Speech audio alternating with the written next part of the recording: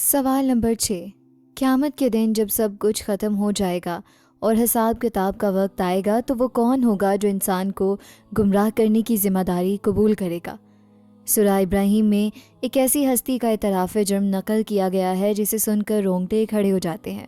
سوال: سورہ ابراہیم کے مطابق قیامت کے دن شیطان اپنے پیروکاروں سے کیا کہے گا؟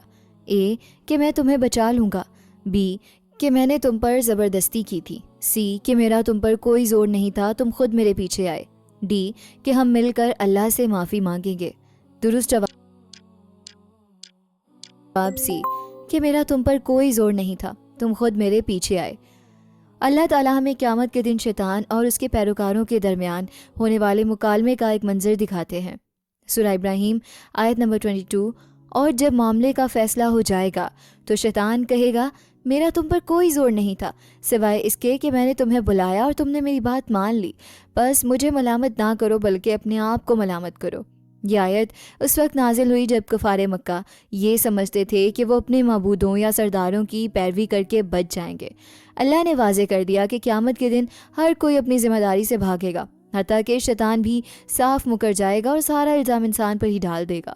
انسان خود اپنے اعمال کا ذمہ دار ہے اور شیطان صرف وسوسہ ڈالتا ہے، زبردستی کچھ نہیں کر سکتا۔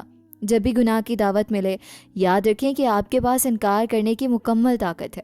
غلطی پر دوسروں کو الزام دینا خود فریبی ہے۔ روزانہ قرآن سیکھنا جنت کا راستہ آسان کرتا ہے۔ اس خوبصورت سفر میں شامل ہونے اور اپنی آخرت سنوارنے کے لیے ابھی سبسکرائب کا بٹن دبا دیں۔